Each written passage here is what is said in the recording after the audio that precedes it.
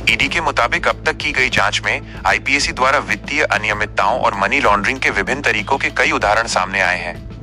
इनमें हिसाब किताब वाले और बिना हिसाब किताब वाले फंड के मिलने, बिना किसी व्यावसायिक प्रमाण पत्र के असुरक्षित ऋण प्राप्त करना, फर्जी बिल और चालान जारी करना, तीसरे पक्ष से धन प्राप्त करना और अंतर्राष्ट्रीय हवाला सहित हवाला चैनलों के माध्यम से नकदी का लेन देन शामिल है। प्रवर्तन निदेशालय ईडी ने मंगलवार को दावा किया कि Indian political action committee IPAC के ठिकानों पर मारे गए छापों के दौरान बरामद दस्तावेजी सबूत एक राजनीतिक दल के कार्यालय में भी मिले हैं। ईडी की रिमांड कॉपी के अनुसार यह भी आरोप लगाया गया है कि तलाशी के तुरंत बाद आईपीएसी कर्मचारियों के खातों से संवेदनशील ईमेल हटा दिए गए थे। एजेंसी ने 50% चेक भुगतान के मामलों को भी उजागर किया, जो बैंकिंग चैनलों के जरिए आंशिक लेन देन का संकेत देते हैं।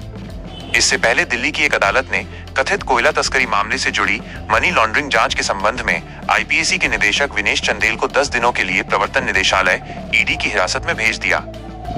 ईडी की विशेष इकाई ने चंदेल को 13 अप्रैल को दिल्ली में धन शोधन निवारण अधिनियम पीएमएलए 2002 के प्रावधानों के तहत गिरफ्तार किया था।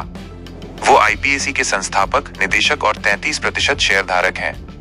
ईडी ने दिल्ली पुलिस द्वारा दर्ज एक प्राथमिकी के आधार पर अपनी जांच शुरू की थी।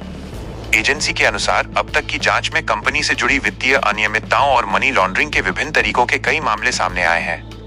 इनमें हिसाब में दर्ज और बिना हिसाब के धन मिलने, व्यावसायिक साख के बिना असुरक्षित ऋण, फर्जी बिलों और चालानों का जारी होना, तीसरे पक्ष के माध्यम से पैसे लेना और हवाला चैनलों के जरिए नकदी का आवागमन शामिल है। अधिकारियों ने बताया कि कंपनी पर करोड़ों रुपए की अपराध आय के धन शोधन करने का संदेह है, जिसमें जांच के दौरान अब तक लगभग 50 करोड़ रुपए का पता चला है। प्रवर्तन निदेशालय ने आईपीएसी मामले से जुड़े हवाला लेन देन के संबंध में पुलकित जैन और प्रतीक जैन की पत्नी बारबी जैन को 15 अप्रैल को दिल्ली स्थित मुख्यालय में तलब किया है। अधिकारियों के अनुसार Pulkit Jain Indian political action committee IPAC के सह संस्थापक और निदेशक प्रतीक जैन के भाई हैं। जांच के दौरान लेन देन से जुड़े अलग अलग व्यक्तियों के बयान दर्ज किए गए और कई स्थानों पर तलाशी ली गई, जिससे आपत्तिजनक सामग्री जब्त की गई। ईडी ने कहा कि कथित अपराध में चंदेल की भूमिका सामने आई है और कानून के तहत कंपनी के निदेशकों को उन अपराधों के लिए उत्तरदायी ठहराया जा सकता है जो उनकी सहमति, मिलीभगत या लापरवाही के कारण होते हैं। इससे पहले 2 अप्रैल को एजेंसी ने हैदराबाद, दिल्ली, मुंबई, बेंगलुरु, विजयवाड़ा और रांची में 11 स्थानों पर तलाशी ली थी, जिसमें आईपैक के कार्यालय, उसके निदेशकों के आवास और संबंधित संस्थाओं के परिसर शामिल थे। इन तलाशी में भी कथित मनी लॉन्ड्रिंग और हवाला लेन देन से संबंधित सामग्री बरामद हुई थी।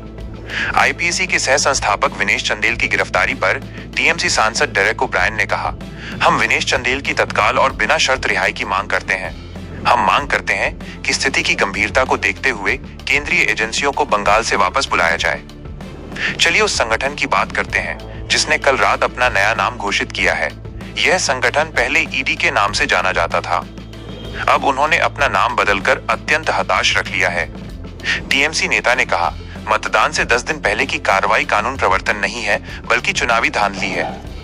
ईडी के बारे में पीएमएलए के तहत हमने ये बात पहले भी कही है, लेकिन हम इसे फिर से दोहरा रहे हैं। केवल 0.1% मामलों में ही दोष सिद्ध होता है। भ्रष्टाचार के मामलों में फंसे 25 विपक्षी नेताओं में से 23 पर निरमा का प्रभाव है। भाजपा में शामिल होते ही उन्हें निरमा का एक पैकेट दे दिया जाता है और वे सब साफ हो जाते हैं। इसलिए ये एक राजनीतिक हथियार है, ये हम सब जानते हैं। वहीं तृणमूल कांग्रेस के राष्ट्रीय महासचिव अभिषेक बनर्जी ने कहा कि इस गिरफ्तारी से चुनावी प्रक्रिया की निष्पक्षता को लेकर गंभीर चिंताएं पैदा होती हैं। उन्होंने कहा, बंगाल चुनावों से ठीक 10 दिन पहले आईपीएसी के सह संस्थापक विनेश चंदेल की गिरफ्तारी न केवल चिंताजनक है, बल्कि ये निष्पक्ष प्रतिस्पर्धा के विचार को ही हिला देती है। उन्होंने आगे कहा, ऐसे समय में जब पश्चिम बंगाल को स्वतंत्र और निष्पक्ष चुनावों की ओर बढ़ना चाहिए, इस तरह की कार्रवाई एक भयावह संदेश देती है। अगर आप विपक्ष के साथ काम करते हैं तो अगला नंबर आपका हो सकता है। ये लोकतंत्र नहीं बल्कि धमकी है। बनर्जी ने केंद्रीय एजेंसियों के कामकाज में दोहरे मापदंड का भी आरोप लगाया था।